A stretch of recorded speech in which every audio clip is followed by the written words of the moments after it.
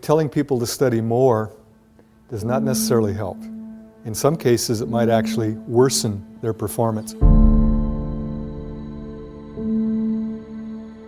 Taking notes, so vital.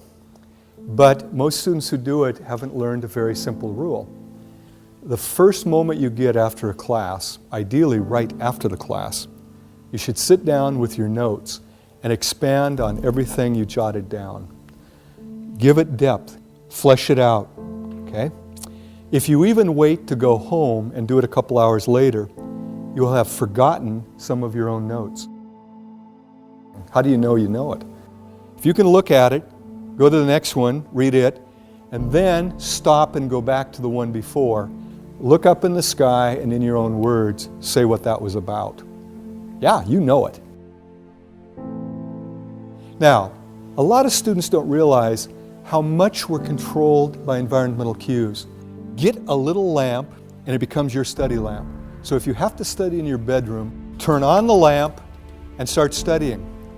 The moment you lose your edge, 15, 20, 30 minutes later, turn the lamp off, get up and leave the desk. What you're training yourself to study while seated there. And it becomes increasingly automatic, as did the raising of the hand. You sit, turn the lamp on, and you're ready to go. It's like magic. Your brain has to be focused to be really studying, not time sharing back and forth. The more active you are in your learning, the more effective.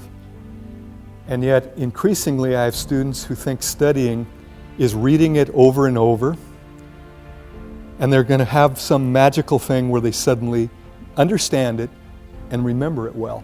First, you have to decide, what am I learning? Is it a concept or a fact? Okay? Understanding the name of a bone is a fact.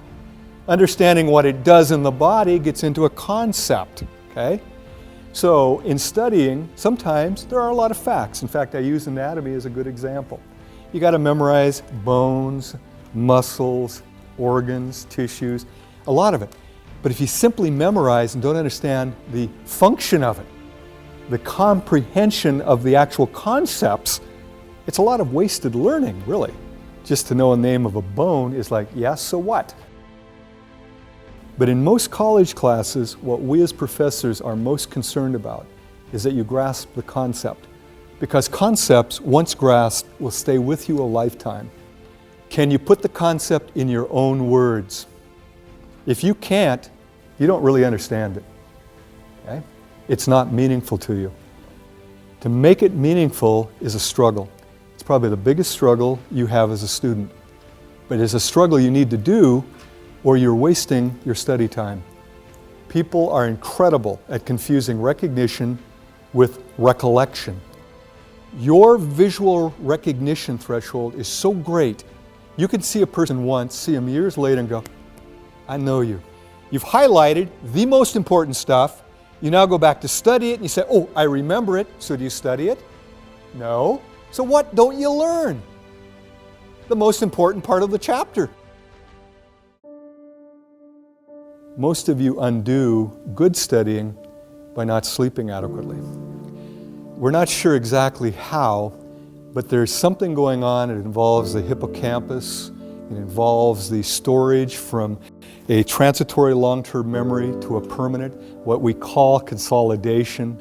But we're getting increasing evidence that that consolidation process is dependent on rapid eye movement sleep, which if you're an adult happens about every hour and a half once you fall asleep.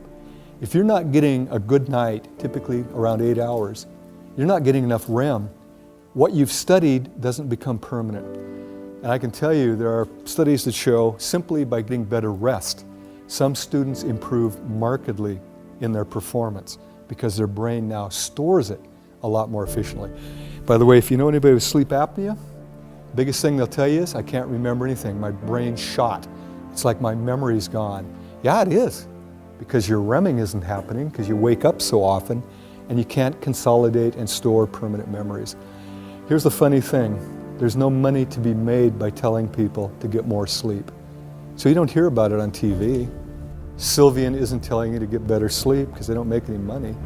I tell students and they go, yeah, that's nice. but they continue to use their time for other things. It's kind of interesting, isn't it? The best advice, sleep better, and most of you will do better. Most of you won't even begin to take it. And I know why. You got so many other things to do. I'd ask you this, are they important? Is studying and learning the most important thing you're doing as a student? If so, maybe you need to give up some of the other activities. I have students tell me, I don't have enough time. There's 162 hours in a week? We all have the same amount of time. Marty has no more nor less than anybody in this room. The real question is, what do I do with my 162 hours? What I want to do is show you graphically what I'm talking about. Let's say this is efficient studying, and I know there are no numbers there, but higher means more efficient, lower means low or no efficiency. And this axis, we're looking at time. Here's what happens for the average student. For her, 6 o'clock in the evening, after her supper at the residency dining hall, she plopped herself down at her little study area and started studying. But here's what happened. By about 6:30, she was in a major slump. But what was her goal? To study 6 hours. So she continued to sit at her little desk and stare at pages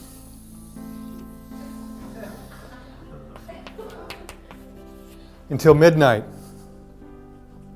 She was at her desk 6 hours. How long did she actually study?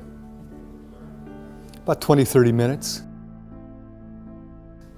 Now, there's a simple concept in psychology that all of you are aware of. Things that are reinforced, we tend to do more of.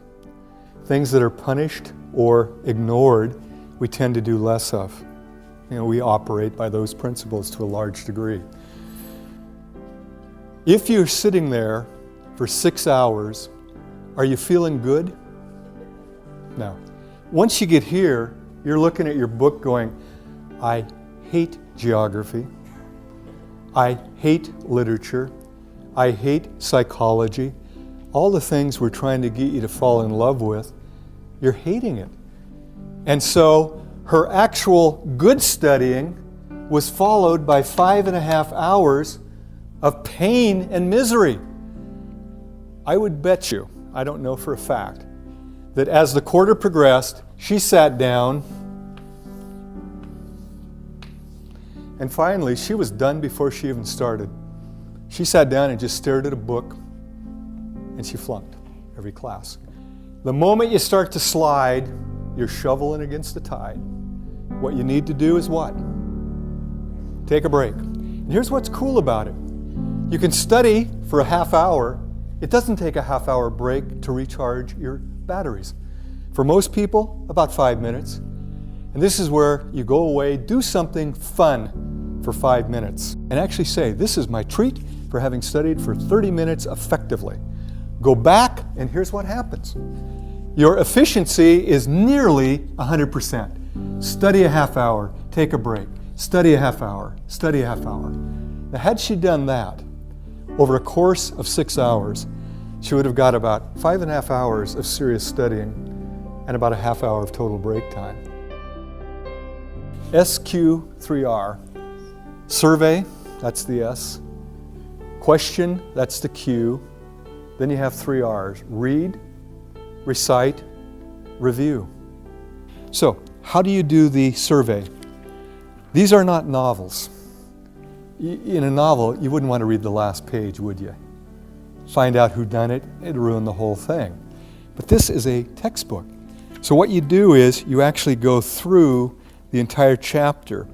You look at pictures. Okay? What's this about apples?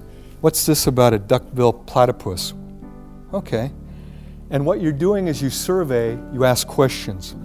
It only takes a couple of minutes to survey a chapter in any class. As you're surveying, you simultaneously raise questions. What you're doing then is causing you to be looking for answers.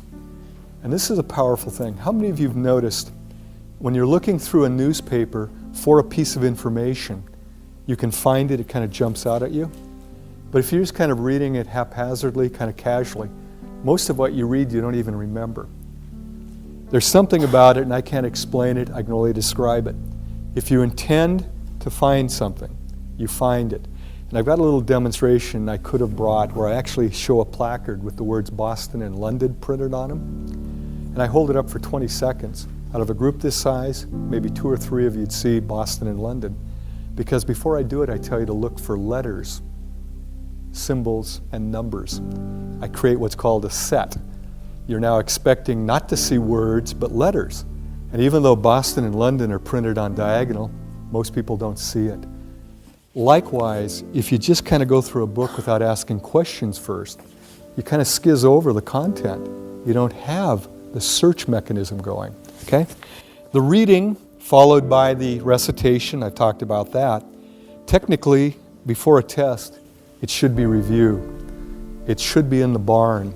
Now you're just touching up to make sure you haven't lost anything or confused anything. But I know how this works. Because we schedule tests, most students don't start studying until shortly before an exam. And much like my friend, they put so much time all massed together and only study for about a half hour, pull all-nighters so they don't get the good rest, come in and do poorly. You're undoing yourself.